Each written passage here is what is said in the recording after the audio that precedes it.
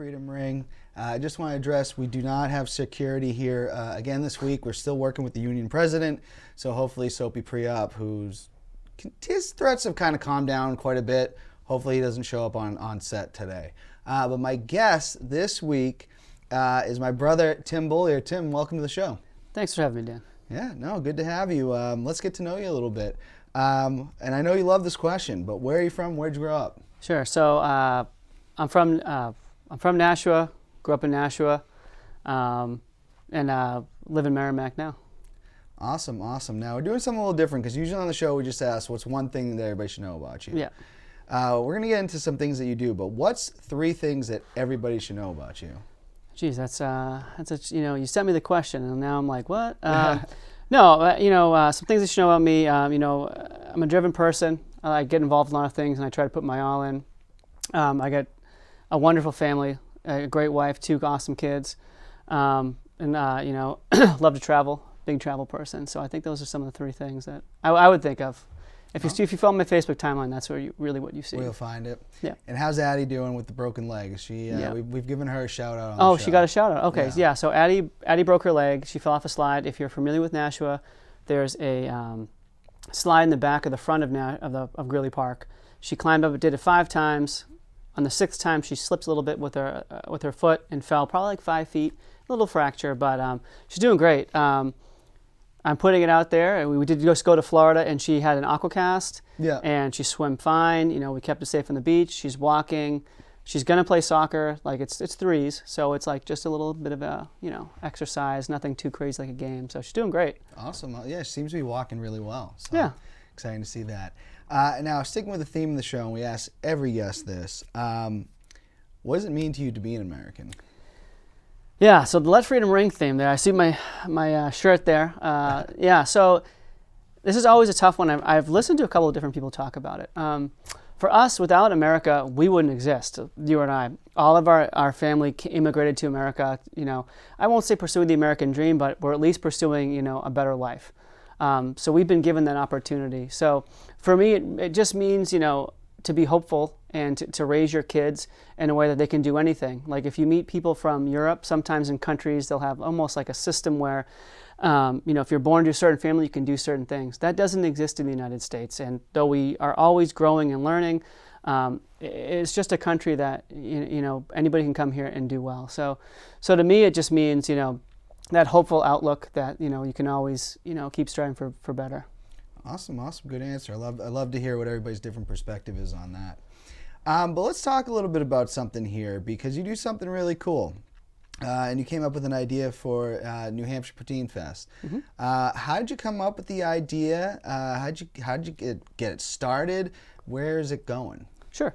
So New Hampshire Poutinefest. So basically back, it kind of goes back, and I rarely talk about this, but back to when my mother-in-law passed away. Her and I are really very close in terms of I'm from Nashua, but our family's from Malden. I was born in Malden. Our mother's from Malden, and my mother-in-law was from Malden. And we used to talk about ancestry in the area, and obviously with our French last name, everybody says Beaulieu, including the folks here at the studio. It's Beaulieu. It's true. We say Beaulieu, and I'm very proud of that, obviously. And Betty was always talking about getting involved in her ancestry and tracing things, and I really hadn't done any of that. We had heard some stories from our grandfather, but we really didn't follow up on it at all too much. So, I started learning about our the Irish ancestry. We know quite a bit about. I'm sure you've made jokes about us being Irish, maybe on St. Patrick's Day. No. But our French side was kind of a mystery. Yeah. So I began, kind of dig into our ancestry, looking for organizations in the area. I started to volunteer with the Franco-American Center up in Manchester. Really great organization, some really cool people there. And, I noticed, there's a lot of French names in New Hampshire. Like almost every French name in New Hampshire is pronounced incorrectly. We've all kind of got used to that. If you go up to Quebec or anywhere away from here, you'll hear them said the right way. So I'm like, we have all these French people. You can't throw a rock without hitting one, really. So, but we have no real event. There's, some big events for other communities. If you go down to the north end of Boston, you have all the festivals for the Saints, and you have Glendy in Manchester.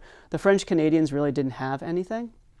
The Franco-American Center was doing events, but, they really weren't penetrating into the larger community. So Poutinefest is meant to kind of be something for like that group, for the French Canadians, but also for New Hampshire to say, hey, you know, we have this, you know, ancestral group here. There's a culture here that's kind of been dormant and quiet. Let's do something, bring it back. So, you know, when we had gone up to Montreal a bunch of times, and, you know, this Poutine stuff's everywhere. Oh, yeah. Like everywhere.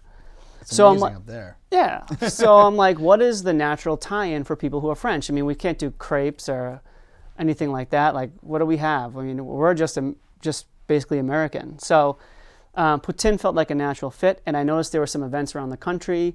Primarily in Chicago is the model that I follow. It's a sampling event. So it was the Chicago Poutinefest it was just Poutinefest. I'll go back and forth between the two sometimes. Yeah. But I try to say Poutine because I will get... There are some French Canadians in the area that they'll take it a little personal when you say Poutine. Yes, yeah. I will get scolded. Yeah. I will get scolded. So anyway, so they had this really cool event, and I'm like, you know, why can't we do that? So looking around, it took about a year of research and planning. And then we had, you know, the first Poutinefest back in 2016 with the Fisher Cats up in at Northeast Delta Dental Stadium. Yeah, which Nick, who runs the studio here at Merrimack TV, was a judge. Nick was a judge, and we told him he had to wear an Expos hat, and he showed up in an Expos hat. Hey, you gotta like that. Pretty impressive. Where do you think it's going? Because I mean, it's been tough with COVID. Obviously, very tough. You couldn't do it last year. No, we couldn't do it last year. You know, we have a really nice following on social media. Yeah. Some really, I mean, people from all over New England and actually the West Coast, Canada, like all over the place. So we had to cancel, which kind of stunk. We did a road show last year where we had 13 vendors that had come to Poutinefest. Some never had come to Poutinefest. And you could go around with the passport and visit them and get a discounted Poutine. For the future, you know, we've been at Budweiser. You know, we've been working with Budweiser for over a year now. Well, we had them in 2019, so the relationship goes over a year and a half now. So I would like to go back there as soon as things come back. You know, I'd like to have that open event. Like, you know, we loved being at the stadium, but there were some holdbacks. You know, it was a little bit crowded. The parking lot could be tough. Yeah. We grew up going to Rock and Rib Fest, so, you know, naturally for me, I saw that field would be a cool spot, and, you know, I'd like to go back there and just, you know, continue to grow the event. It's a great spot. I like having it here in Merrimack. We're from Merrimack. It's cool having it local. Awesome. Now, you also do a running, which I have one of your shirts on from the Let Freedom Ring virtual races. Yep. How's that going? Are you planning on keeping those going as well? Yes. So my wife and I run American Virtual Running. It's a company that we run from home. And we donate to charities around the United States. We've done the Cystic Fibrosis Foundation, the National Domestic Violence Hotline, and right now we're working with Oceana for our Back to the Beach race. I like 80s music and movies, so a lot of our themes are like that. But yeah, we'll keep it going. I would love to do in-person events. I've learned how to do those, you know, things doing Poutinefest, so it'd be cool to move into that space, maybe a Poutine 5K or something. Well, as more people getting vaccinated, it feels like we are starting to be able to do more things. Where an event like that, I think they could be done safely now. Yeah. But we're getting there. We're getting there. Yeah. You know? And also a little ways back, you got 40 under 40 in New Hampshire from the Union Leader. Yes. Was that exciting? How did that come about? How did that work? Yeah, no, it was actually, yeah, it was awesome. It was a really nice, big honor. You know, the UL is like the big paper in New Hampshire. It's a Union Leader. It's a big deal. You know, I was nominated by a past president of the Franco-American Center, Maurice Demers. Great guy. You know, just a guy, you know, almost like a mentor to me because you can turn to him for advice and taught me a lot. He had run events at the Franco-American Center in the past. He was not a Poutine fan at all. He wanted to do a crepe fest, okay, which is fine, but he was someone who doesn't like it, super supportive of the initiative. So that's kind of a cool thing, you know, to kind of, and someone in the older generation supporting something new. Yeah, he had nominated me and put all the stuff that I had done for the culture, and voila, as you would say, you know, I was surprised. I'm up there with doctors and things like that, and then they get in and I get the award, and they say Poutine, and everyone starts cheering. Not for me, for the food. It has become so popular because I remember just like starting to see it kind of on the Food Network. Like, I don't know, 10, 15 years ago. And now it's like most restaurants you find, they're at least trying. We do run into some around here that are like, ew, Yeah. you know. Yeah, you applaud them for trying, but, let's get the basics at least. Well, one of the big things too, and I just want to talk about this a little bit, we've had a lot of past Poutinefest winners where their recipes changed years later. Yes. And was not the same thing. So it really does come down to like, who's your chef almost. Yeah. It's just wild to see, two past winners I went, we're not going to say them on air, but it was totally different than what they brought that day. It was. Yeah, no, I know who you're referring to. Yeah, it does have a lot to do with the chef. Yeah. And I'll say, obviously going way back, so there's been 2 restaurants in the area. So the New England's Tap House Grill and the Foundry with Matt Provencher, who have always come to the event. And they're always consistent, but I'm not saying who my favorite is, but Matt is a master of his craft. So that's when you see change, but in a way that you're like, whoa, that's something new that I'm blown away by. Yeah. Well, Jesse Martineau, I believe, interviewed the owner of the Tap House. Yes, they're an awesome story. Yeah, I may have to have him on the show sometime. All right, let's get into the fan questions here. You got a bunch here. First, fan question and comments. First one from Leo Connor is just saying awesome. Shout out to Leo, the host of the Ring and All Their Sports. Yeah. Again, Leo was the inspiration for this show. All right, let's see here. When you guys are going to take me to a poutine eating tour, and this is from our buddy Ed. Ed, whenever you'd like. I mean, we'll at some point. Yeah, I'd be down for that, for taking a Saturday and going with Big Ed there. Yeah, and we played softball. I played on Ed's team. The Bearded Ladies. The Bearded Ladies. Yeah, it was a good time. Good time. Yeah, I mean, I did a lot of reviews for a while, and I just posted on the Facebook, and then COVID kind of hit, and I don't think I've done one. I couldn't even tell you the last time. Maybe over the summer. It's just not the same. We have to wear the mask and all that stuff. We got to wear the mask. Well, at one point, I think I got one to go, and I got it from the place in Bedford there, and I'm blanking on their name. Right across 1750 Tap House Grill, yeah. Yeah. Oh, no. I know what you're talking about. The River Road Tavern. River Road Tavern. And my buddy Chris Derby had hyped this up. And I got it home and it just wasn't the same. And a lot of people said in the criticism was you didn't have it right then and there. Lost some of its freshness. Maybe you have to give them another try. Yeah, it's an awesome spot. Yeah, I like that place a lot. Tim, why? All right, this is from John Nagel. Okay. Internet troll. Okay. He is benched. We're talking about his contract on the Raccoons. He has pranked me with snowblower calls that I don't need a snowblower. I don't live in a he was house. a snowblower guy?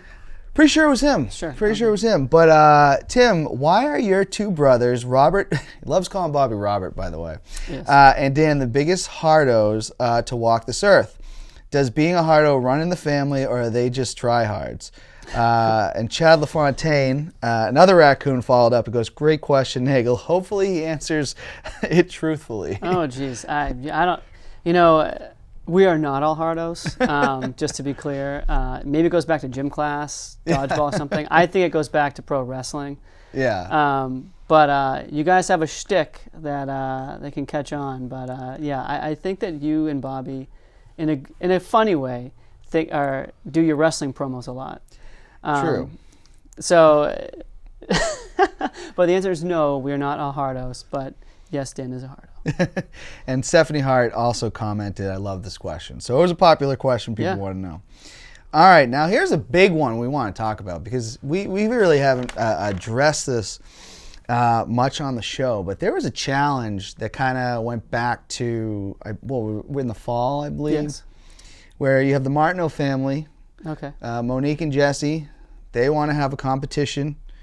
Who can make the better poutine, the Beaulieus or the Martineaus? And we actually have the trophy right here. And I don't know if you can see that, Colin, but this is we called it the Ultimate Poutine Challenge. Yeah. Glad I didn't put the year on it because we did have to delay it because there was a spike in COVID. There was a spike in COVID in the fall, yeah. But, Timothy, are you still prepared to lose to the Martineau family in our poutine challenge? So, I am not used to. I let Dan handle wrestling shtick. So are we the heel or the face here in this? Are we the bad guy here? Or? I'd rather be the bad guy. Bad guy? But I think Monique's like trying to be. Yeah. Yeah, it does feel like she's coming for the castle a little bit. Yeah, we can't have two heels going back and forth. So yeah. I don't know what to do here. There's a lot of trash talk in this. There's a lot of trash talk. I certainly do appreciate her question. We were ready to go in the fall. I think we're going to be heels here, by the way. We were ready to go in the fall. We were going to do it. So they backed out. Nothing we can do. We were like, hey, masks, you get the hand sanitizer right here. When we got our masks, we're like, well, cook with the mask. What are we going to do?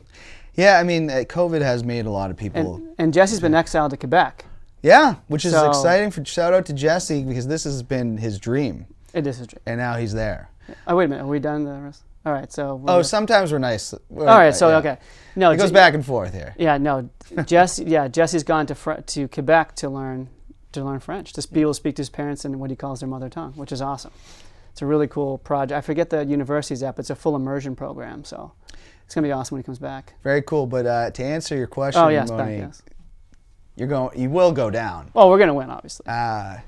We gotta figure out who the judges are going to be here. Well, because this could get a little tricky. Well, they bring up their friend Fender, and Fender is the one who tries everything. Mike Campbell brings up Fender all the time, so something's going on. Now, Fender did work at Poutinefest. Yes, Fender's a great guy. He did some amazing work for us. Yeah. However, there might be some Martineau bias there. I could see that. A little bit. I could see that. So I would like to handpick, because I handpicked, before we're going to do it, my boy, Bobby Sauce here. We call him Bobby Sauce. Perfect for this. That's a great name for that, yeah. And Bob was willing to do it. And he'd been an unbiased guy. Yeah.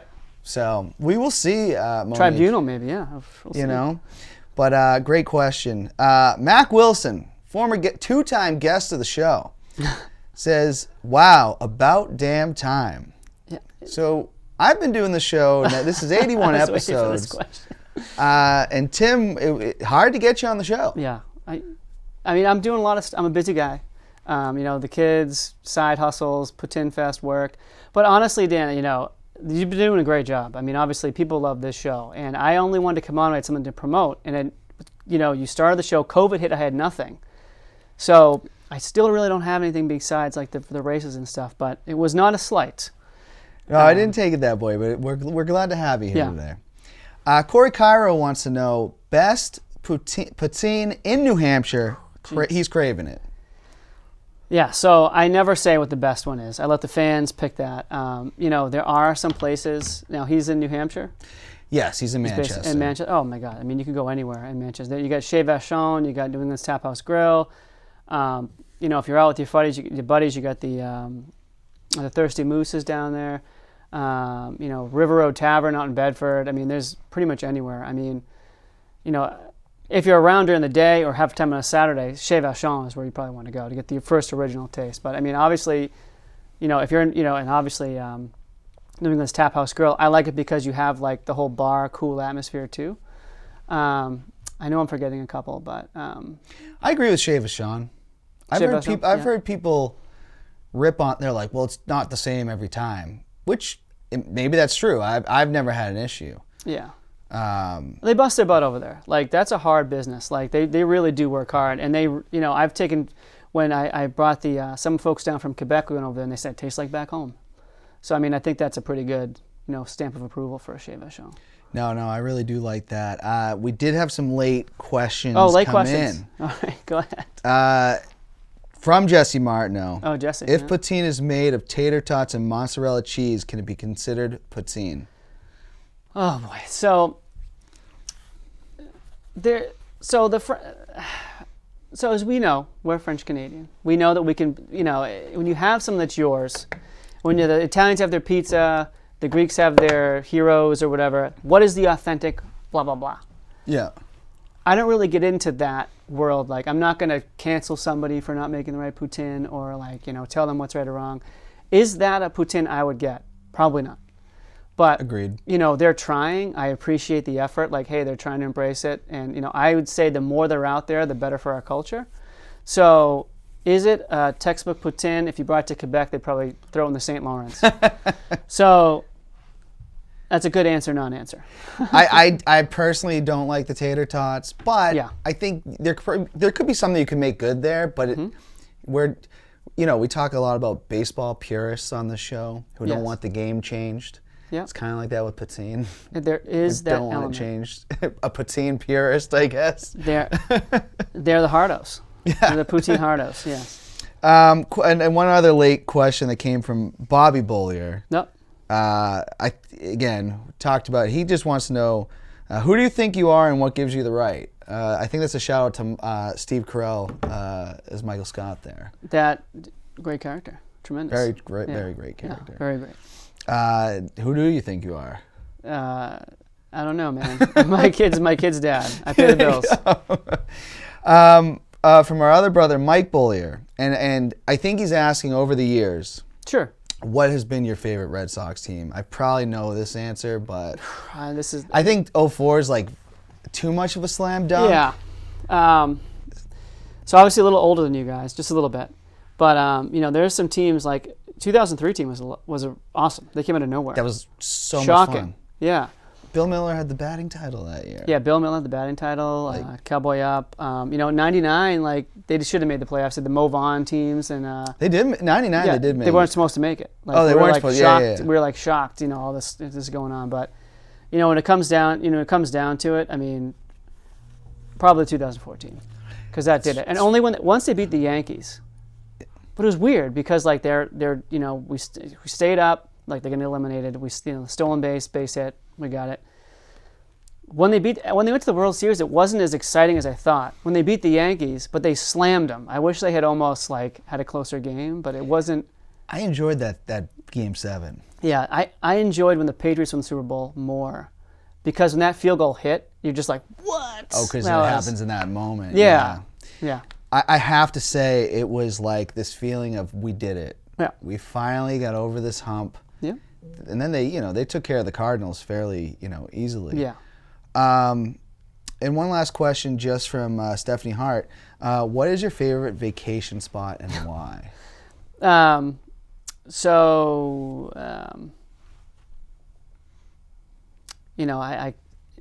It's tough. So my first. Well, I know where you go most years. Yeah. So we go to Florida. So my friends joke around. We call him Florida Tim. Yeah. That's when I start seeing y'all, and obviously I did slight tan. It's been raining here for like days, so that's all gone. Yeah. But yeah, I like the Gulf Coast a lot. So we go to Siesta Key.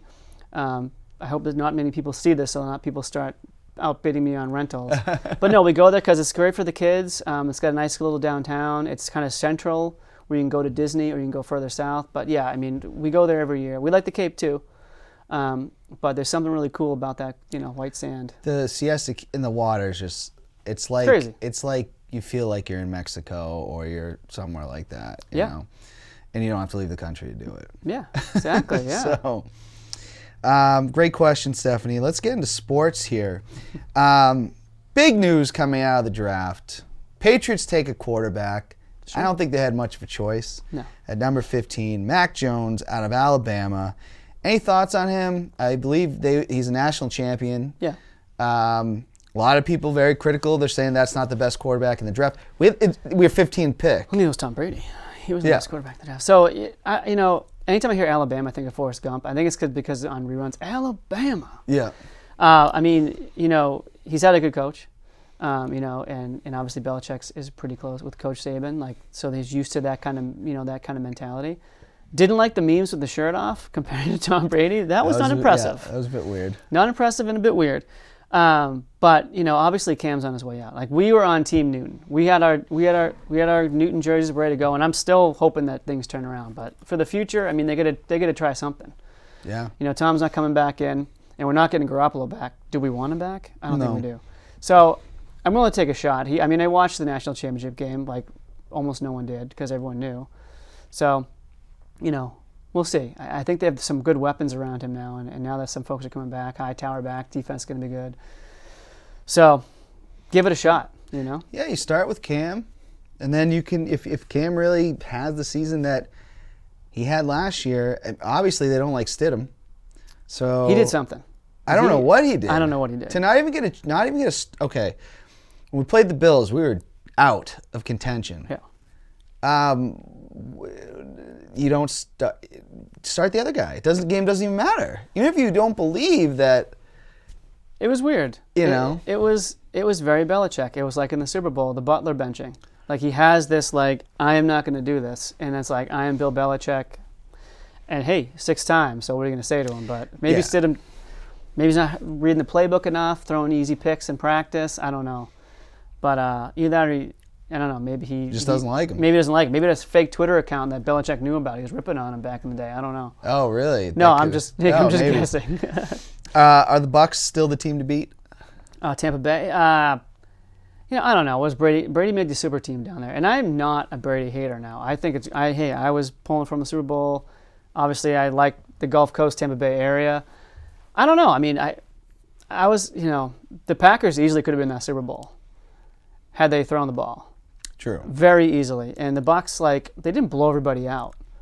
So it just almost like it was weird. Like the Saints kind of wilted. Like, I don't know. Every week I said, all right, this is where this run ends. Yeah. And then they just kept winning. You just kept winning. But, to be the man, you got to beat the man. So I'd say, yeah, they're the team to beat. I mean, KC, a close second. Oh, but yeah. They could, who knows, they could go undefeated in the AFC again. And what do you think of all this? Do you think Aaron Rodgers is actually going to leave the Packers, or is this just internet hype? Or we talked about this last week. He's still a Packer. Yeah. I mean, I see Broncos fans going like, "Yeah, we're going to get him." Yeah, I'll believe when I see it. The Packers are, an organization that's kind of stubborn. I mean, look at their stadium.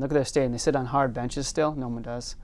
They have they wouldn't change their jersey. Everyone had the weird V here. The Packers always had them and the Bears.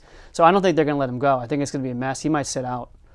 He's really mad about something. I don't know what it is, but he seems like a moody dude. He does. He cut off his family. We don't know the whole thing. Yeah. He might just want to go host Jeopardy for all we know. He might want to go host Jeopardy, yeah. What is your all-time favorite sports moment? All-time favorite sports moment? Jeez. Or some of them. Some of them. Probably, in person, probably my first time at Fenway. And we, our dad took us, and we saw the Kansas City Royals, and they had on those blue, horrible 80s jerseys. Oh, yeah. So just walking through the gate, sitting on the bleachers, that was pretty cool. Just seeing BP for the first time. Definitely the snow game, the tuck rule game, which was a legitimate non-fumble. There's no question about it. That was awesome because I was supposed to work. I went to UNH, and I was supposed to work at the WIT that night at a hockey game. And I'm like, I was supposed to drive back. It was break. And Dad talked me into not going. He's like, oh, you don't want to go back up there. It was minimum wage. I just like going to work at the hockey games, and I didn't go. And I stayed, and it was the coolest game ever. It really was. I was so nervous through the whole thing. Yeah. That is a crazy game. It's a crazy game. But that and the field goal in Super Bowl 36. And then, L1. Yeah. When Tom, Tampa Brady made his comeback, and that was, I'm like, don't count him out. Yeah. Don't count him out. And you really can't. You really can't. And a lot of people might argue with it because I said I thought this was bigger deal than Michael Jordan. Yeah. And I stick to it. Tom Brady is not a young man. No. And he just won a 7th Super Bowl. Yeah. Whether he was the only reason or not, when he needs to make the plays, he makes the plays. I'd say big game Tom. Mm-hmm. Really. But no, those are great moments. And I do remember, you'll always remember the first time you laid eyes on Fenway. Yeah, there's lots of baseball moments too. We grew up Braves fans because TBS, we liked the Red Sox a ton, obviously, but they were never on TV. And Mom and Dad weren't going to spring for Nesson back then. Not at the time, no. Not at the time. So the Braves were on every night. So Sid Bream in the, what was it, the 92 World Series? No, 92. 92 NLCS. NLCS, yeah. NLCS, yeah. And he got around a kid from Manchester, a French-Canadian guy from Manchester, Lavalley, I think was his name. Yeah. The catcher, Lavalier. I'm definitely saying I think Francisco Cabrera had the hit. Francisco Cabrera had the hit? Yeah. Yeah, that was a pretty cool moment. It was a really cool moment. And that was my first favorite sports moment because I was I couldn't believe it. All right, let's get into pop culture. I want to ask you a certain question here because we talk about the show quite a bit on Let Freedom Ring. It's Sopranos. Oh, okay, that's easy for me. I think it's the greatest show of all time. Sure. Anybody that wants to debate me, Soapy pre-op, watch the show, man, before you make judgments. Classic, yeah. But what is your favorite episode of The Sopranos and why? Whew, so I'm a big fan like you are. Can I quote what the exact episodes are? I don't know. Probably. I mean, Pine Barrens. I know that one off. I mean, that usually comes up quite a bit. That was crazy. They're off in there, but then it never came back in the end. Yeah, there's no follow-up to what happened to the Russian. Yeah, nothing. Yeah. Nothing. Probably another one when, towards the end and like the New York mob's coming after Tony and the crew. Probably the second to last episode of the series is pretty good. And that was pretty awesome. When Phil is like, there's no scraps in my scrapbook. And they look at each other like, what did you say? Yeah. That was pretty, he tips the cup and he's like, we're going to take them all out. That was pretty intense. Phil Leotardo became like the biggest bad guy in that show. Like, But Johnny Sack had his time too. Like Johnny Sack was like, hey, I'm gonna try to get info out of Paulie. And then all of a sudden he's like whacking everybody. Yeah. Trying to get power. Yeah, it always came down to what's best for them. Yeah. Oh, absolutely. I do agree with the first one. Christopher and Paulie could have had other shows, just the two of them. Yeah. Those two just fed off of each other. Yeah. Oh, he's an interior decorator. Oh, this place looked like shit. What are your top 5 movies? Oh man. So movies. So I saw your top 5s. It's a big segment on this show. I am not a big ranker, so mostly I watch Peppa Pig and Nickelodeon these days. So my pop culture and things like that, I'm not as good at. That's not because I like the shows, because I have kids. So movies, I said The Godfather, number 1. I mean, we could quote that all day. You can live your life by, never take sides against the family. It's true. Fredo, I knew it was you. Yep. The Empire Strikes Back is my number 2. Okay. And I said Back to the Future 1 and 2 because I kind of see them as a similar arc up into the Biff moment when they go back and create Crazy Biff. Super Biff. Biff is Rich Biff. Rich Biff. Or was I called Biff Trump? Oh, jeez. The Shawshank Redemption. Oh, yes. And I like Good Will Hunting too. Okay. Yeah. No Goodfellas in there. I really like Goodfellas. I Yeah. could watch it all the time, but I don't want to be too in the gangster genre. Okay. So there's other stuff out there besides, horrible people shooting each other, but it's kind of fun on some weird level. Yeah. Yeah. I like Good Will Hunting a lot. I mean, that was like, from what I remember as a kid, like the first movie centered on Boston. Yep. And I can't think of another one. There probably was. Yeah. I just can't think of it. And they were just so good. They were awesome. And Robin Williams was just unbelievable. He did a pretty good Boston accent. Yeah. That's a great movie. Yeah. Top 5 TV shows. All right, so I did throw these on note cards, and I was looking at this stuff. So I did say The Sopranos is my number 1 too. Like I can watch The Sopranos anytime. Clips, I've met some people from New Jersey, from the area, and they still like quote it or like, hey, that was on the show. Like it's still so popular. But The Sopranos kind of changed the way TV works. The Sopranos made my other, like Breaking Bad's my number 2. There would never be a Breaking Bad without The Sopranos. No. Because you couldn't have a good villain. Like Tony Soprano was terrible, but you liked him. Like that didn't happen before Tony Soprano. Like they always had to have that like very obvious, good guy arc. And then I went The Office. It's another one. I mean, you got to. I had Dexter. And then I felt like Family Guy. We quote Family Guy all the time still, some of the older episodes. Until you have a child, Dan. You won't understand. I mean, Family Guy has become that show that is just constantly quoted. I love it. And then I have to agree with everything on The Sopranos. You really didn't see, I don't recall any character like that before. No. Would you like to see Dexter come back? Because there's some rumors about that. Oh, God. So I just watched the new Bill and Ted's movie on the plane back. Oh, my goodness. How was that? It's okay. Yeah. It was all right. I mean, the other movies were great. But it was kind of funny. It's like, okay, they could bring it back, and they put a new spin, and they had other characters kind of play a bigger role, which was kind of cool. Do I think they can bring Dexter back? I mean, I'm not, like, thrilled about it. I said when we left him, he was, like, cutting down wood somewhere. Who knows where.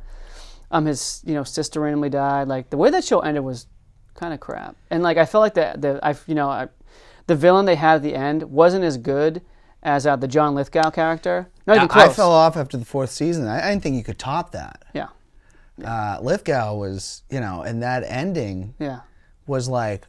You're just blown away by it. Yeah. Lithgow was... Yeah, he was epic in that because he was like the everyman. He's like the nice neighbor. You put your little kids in the back of your car. We don't do that because of that show that they did. Well, it's crazy because the Lithgow character, that's been a lot of serial killers that have been. I mean, so was Dexter. So was Dexter. I don't think Dexter totally, the way his character was, fit like the traditional profile. Yeah. But I guess because he was supposed to be a good serial killer. The good serial killer, yeah. But I like that list a lot. Top 5 musical albums. So, I listen to everything. Mm-hmm. Like, it depends where I am. So, rap, country, rock, whatever. But so to this, like, I have more musically inclined friends. So my friend Luc Trepanier from Saint-Hyacinthe, Quebec, we became friends through the whole Poutinefest experience. We did we did a charity, not a charity, but we did a friendship baseball game between some kids from Nashua and some kids from Saint-Hyacinthe. They came down a couple years ago and they played down off Ledge Street. They played that field. I forget what the name of the field is there. I think we've always just called it Ledge Street. We just call it Nashua Ledge. West. Yeah, it actually has a French name. Oh, the does name of it? the field. Yeah, so they played down at Ledge. We tried to get Holman. It was like a dog event or show in there or something. Yeah. Whatever. But we had it there. So Luke is like an awesome musician. He plays the drums, teaches music in middle school. So his top 5 albums, and now this is a francophone who knows like our world like inside and out. He's been learning English. He had Moving Pictures by Rush. Ah, okay. Giant Steps by John Coltrane. Zeppelin 2, Led Zeppelin 2. The Rite of Spring by Stravinsky. And then he had Feral Roots by the Rival Sons. Okay. So some of that stuff I don't know. Yeah. But I mean, this guy's into music. Like he has drum videos and he's just going wild. So because he's learning English, he's learning it, right? Yeah, I would say he's at conversational fluency. Okay. Like he can talk to us. When he first came to visit in 2018, we went to a Fisher Cats game. And he was a little, but he's been just working at it. Just to show you that like maybe we didn't try hard enough in high school to learn Spanish or whatever. I honestly didn't like, I hated it. Yeah, it's a lot. Conjugation, all that stuff. I feel like if you're going to learn a new language, like you got to be young. It's very hard as you get older. You can do it, but you have to be like all in on it. You have to be passionate about it. If you're just going through the motions, you can't really do anything, right? Yeah. So like that's what we did in high school. Like we're like, I got to get that A. But if you really want to learn French because, like for Jesse's example, like he wants to be able to speak to his parents because that's their first language, you're probably going to learn it. And it doesn't just stop when you stop, you go to class, you go home, never look at it again. You got to do it all the time. Like we speak all the time. So it's kind of like an ongoing thing. Yeah, I know Jesse's been putting time into that for a while. So he's actually pretty good now, but he wouldn't say that. He'd never say that, but he's actually really good now. And because I've seen Luke post a lot. Yep. Are they're in the same town and everything, or is Luke just kind of like saying he's here? Yeah, Luke meets in Quebec, so Luke's like just outside of Montreal. Okay. And Jesse's in Quebec City. Okay. Quebec City. I did go to Quebec City with Jesse before, and I will say that is one of the most beautiful cities, especially in the winter with it all lit up, that I was like pretty mesmerized by it. It's pretty awesome. Pretty cool place that our ancestors built. Yeah. Let's be clear. The ramparts, like they're like, oh, here are the ramparts. I'm like, yeah, we built those. Yeah. But now, we're American now, but our ancestors built those. Have you taken your family there? We went to Quebec City in 2019. I took the kids there. And Laura and I, so anybody who knows the story of the Battle of 1759, the French and Indian Wars, we call it 7 Years' War, the evil English invasion, as they call it in Quebec. Laura, my wife, is colonial English descendant. So we went to the Plains of Abraham, where they have the epic battle that ended everything, and we did a fake, almost your wrestling photo. Yeah. She's the heel. Yeah. She's the heel on that. And I gotta say, we've been to Montreal like probably more times than I can count. Yeah. At this point. Yeah. But all right, I want to get into my favorite segment of the show. There is no prep for this. Yeah, this is blank versus blank. I'll have a sip of my Gatorade here. Yeah, okay, yeah. Get the electrolytes in. I'm going to give you 2 things. Okay. And a person, place. Actually, I want to add one because I just forgot it. Oh, who's that? Who's adding? You got to pick one and tell me why.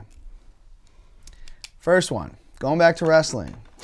Two big ones when we were kids. You have to go into the 90s, yeah. One, like that was like the first one I ever was really into, and then he left. This other guy kind of to transition into what they called the new generation. Sure. Bret the Hitman Hart or Hulk Hogan. Oh man, so this is actually kind of easy for me. And are you throwing Hitman in because he's Canadian? Yeah, and he was awesome. He ran with. We thought that you would think the Warrior was going to be the next Hogan, and then they decided that wasn't going to be it. And then years later, it's Bret Hart. So, obviously, I'm no wrestling expert. I just remember from when I was a kid. So Hitman, he's English Canadian. So that obviously, I like English Canada, but French Canada is where I look to. So that doesn't help him. Hogan, I mean, you got to look back when he went and became joined NWO. Yeah. That was amazing. No one saw that coming. Like, I remember I was not following wrestling anymore, but I'm like, whoa, Hogan's a bad guy now? He's doing this whole black beard thing, and that was hilarious. Like, I couldn't believe he did that. So, Hitman as a person, I've heard interviews with him, he's such a complainer. He's a real complainer. He never got over the Montreal screw job. No. He milked that for a long time. And I get it. Yeah. I've seen people post it like, Bret, it's not... It's not real. You got paid, man. It's a show. It's a show. He didn't want to drop the belt in Canada. I mean, we have Bret Hart right here on the table. Yeah, he dropped it in Quebec. I mean, he didn't want in Calgary. He didn't want to drop it anywhere in Canada. Yeah. To Shawn Michaels. Yeah. Only. Why did he not like Shawn Michaels? Oh, they had a lot of heat.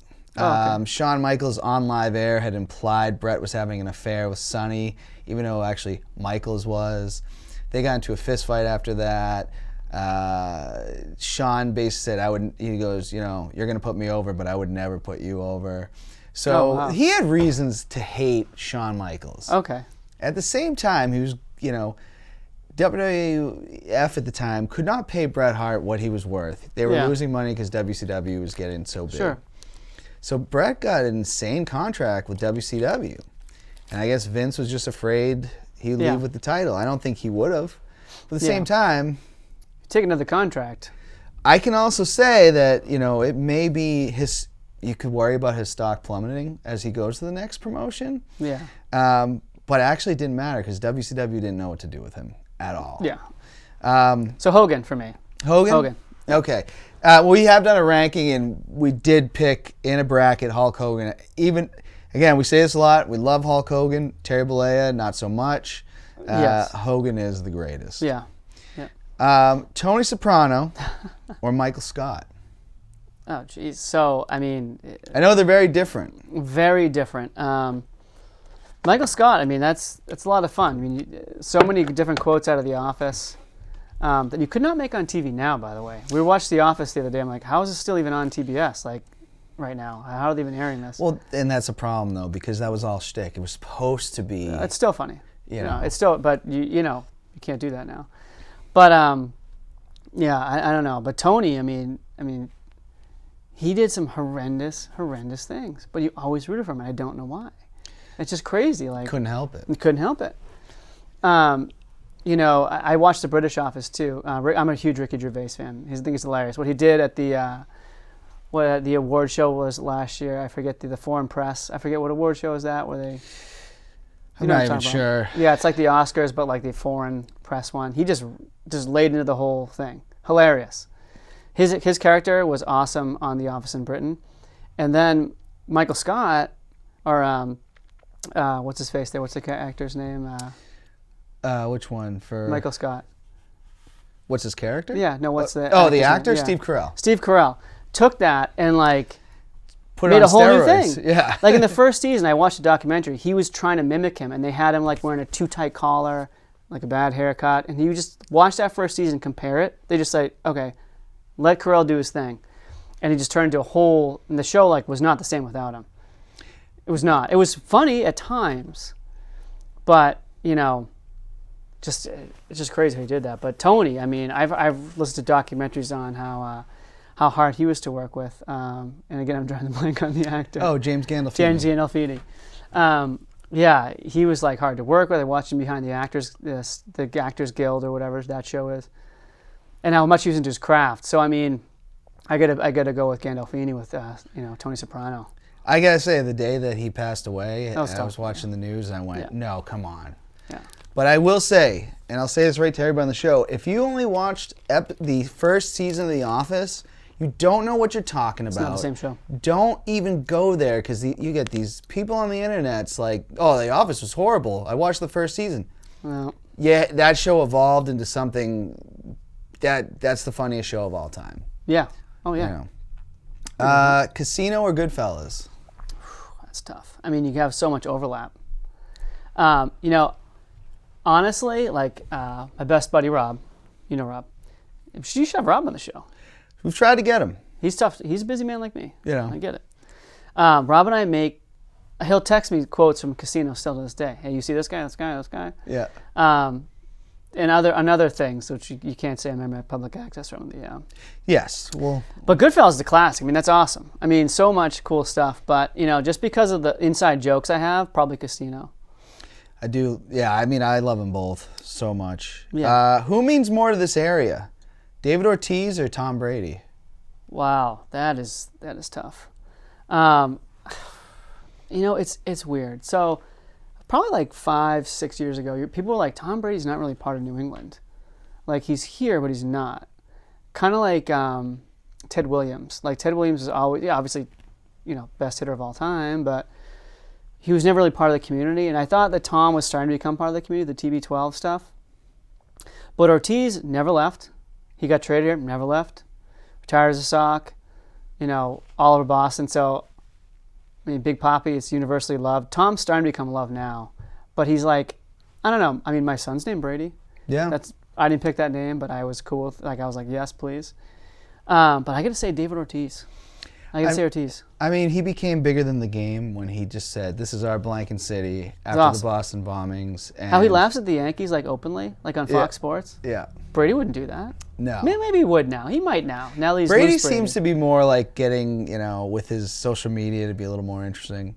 Yes. All right. Who is more responsible for the success of the New England Patriots over the last 20 years? Bill Belichick or Tom Brady? Tom Brady. Wow. Tom Brady. You think? Tom okay. Brady. Tom Brady. I think Belichick is awesome. Like what he did with the Giants in those Super Bowls, phenomenal. Makes those defenses, but every Super Bowl, the defense would wilt. And we'd be like, oh my God, are they going to win? Are they going to win? Are they win? And then we'd have to count on Brady time and time and time again. L1, they get buried. Tom has to come back. All the first two victories. You don't have Tom Brady. Though, Hightower kind of had a big play. Hightower had a massive play. But still, you drop any other quarterback in that situation, no chance. Yeah. No chance. Now, they're very close. And Belichick, if he, stays, a few more years or 10 years or whatever, he could win another couple without Tom. But that run, I think if you don't have Tom Brady at quarterback, no way. No way. All right, fair We saw enough. Bledsoe. Bledsoe, I mean, we had good coaching. Okay coaching. Well, yeah, decent coaching. I don't think Pete Carroll was a good coach. Those yet. ridiculous Super Bowls. Yeah. I'm sorry, those ridiculous interceptions. Yeah. We'd be winning. Bledsoe's going to throw a pick at the 5-yard line. He's going to huck it up randomly. Brady just never did that in the big moment. I mean, right, I'm sure Dan Fuentes is like, oh, the Titans had that pick in Brady's career. Yeah. They didn't win the Super Bowl after that, by the way. They lost. But, in the big games, when it mattered, that team wasn't going anywhere, his last team with the Patriots. That team wasn't going anywhere. After that Miami game that we went to, and they lost, they had the bubble screen, touchdown, and then Fitzmagic drives right down. That was tough. It's a joke, but we had an awesome defense. Went from being, a 2 seed to have to play wild card weekend. So. But yeah, Tom Brady. All right. The Rock or Stone Cold? This is, I know both those characters, obviously, from, everyone knows The Rock and Stone Cold. I'm going to say The Rock, though, because he left wrestling and, is an awesome actor. We all root for him. My kids know from the Jumanji reboot and all that other stuff. So I like The Rock. And I just, as his persona in public, I just kind of like him. The Stone Cold, He was funny in that Adam Sandler movie that came out a while ago. Yeah. But like you don't really hear from him much. So In the wrestling world, you do. Okay. Because he does the Stone Cold Broken Ranch or something. Oh, there you go. He does this big podcast. Yeah. No, fair enough. The Rock became bigger than... And the XFL? Well, maybe we'll see. I don't know if that's going to happen now. He bought it. He's going to do something with it, right? All of a sudden, it's like, yeah, we're going to have a season 2. Only if they'll merge with us with the Canadian Football League. So I am a little nervous about that. That would be tough because my Tampa Bay Vipers and the Alouettes in the same league, that's a problem. It's hard to pick. I have to go with the Alouettes. Have to. I'm definitely sticking with my Defenders for sure. Oh, DC, yeah. PJ Mask or Thomas the Train? PJ Mask, no doubt. Much better show. I hate Thomas. Thomas the Train. But Brady, and we're talking about my nephew Brady, his son Brady, loves Thomas. Those trains are the most egomaniac trains you've ever seen in your life. They're like, praise me. Always. Oh, you're a very useful engine. PJ Masks, those kids just go out there and tear it up. Yeah. All right? Straight up. Yeah, I know because Addie loves PJ Masks. Yeah. Brady loves Thomas. PJ Masks came out after Brady's time. He might have been a fan when it came out, but Thomas he found trains and he just got locked. Yeah. Which is cool. I mean, it's cool that he's found something he really likes. He likes to swim too, and he's locked on that and he's crushing at swimming. But Addie's diverse in her. She likes other shows too. What's funny about Brady loving trains, we grew up on train tracks. In the neighborhood, Yep. and I couldn't stand the train and wake me up at night, Yep. Quebec City or Montreal? Oh boy, you're throwing that out there. So hopefully no one watches to the end of the show, or they watch long enough. So Montreal or what is it, Ville de Quebec? I gotta go with Montreal, no doubt. Montreal is just an awesome place. It's just an awesome place for anybody. If you're like us who are like trying to reconnect, or you're French Canadian, like you can go to Quebec City, and a lot of people, some people know the English language. You'd have to know French to really get into Quebec. In Montreal, you can get by as we are now, and I think that's a huge gateway. It's a huge asset to Quebec. I'm not sure that they realize it. They usually are mad that there's so much English in this town. They're like, oh, the language is going away. That's their big thing, that the language is going to disappear in a few generations. Not true. Talking to my friends outside of Montreal, anywhere away from Montreal, it's like francophone, which just means you speak French as your first language and that's it. But Montreal is kind of like the gateway. So like, great for tourism, the awesome metro system, cool tourist attractions, food from all over the world. It's almost like, for Americans, it's like another New York type deal. We have like your Chinatown, you have the bagels from the Jewish influence, and all kinds of it's just a cool place. And we stay at that hotel with the pool on the rooftop there. Oh, yeah. Yeah, it's pretty cool. Yeah, Hotel Bonaventure. All right, toughest one in blank versus blank. Oh, boy. 2 people we both know very well. I got Mac Wilson or Rob Dennis. This is really unfair. I mean, it's obviously Rob. Yeah. I mean, no doubt. I mean, well, you guys have been best friends. We're best friends. I mean, but I like both those people. Like, Yeah. Mac's a good guy. Mac and Rob both came to my wedding. Mac does the jerseys, the Expos jerseys we have. But Rob and I go back to like the mid-'80s. Like, I met Mac in high school, I think in my physics class. We had Mr. Michaud, and he was always making these jokes. And, we're all kind of like, okay. But Rob and I go back to like kindergarten. Yeah. So it's kind of hard to beat that. Many, many years, and it's hard to keep a friendship going that long. Yeah. I appreciate you coming on, Tim. Maybe we'll have to do this again. Sure. Hopefully, Poutinefest can get going. COVID, we're kind of turning that corner. So, but no, I really appreciate you coming on. You got it, buddy. Thanks. And I hope my stomach's been off during this whole episode. I don't know what's going on with me. So hopefully the mic didn't pick any of that up. But anyways, hopefully we got security back next week. I'm so glad that Soapy did not show up here. Yep. It's a concern that we have. But anyways, keep your heads up, everybody. Have a great week. Until next time, let freedom ring.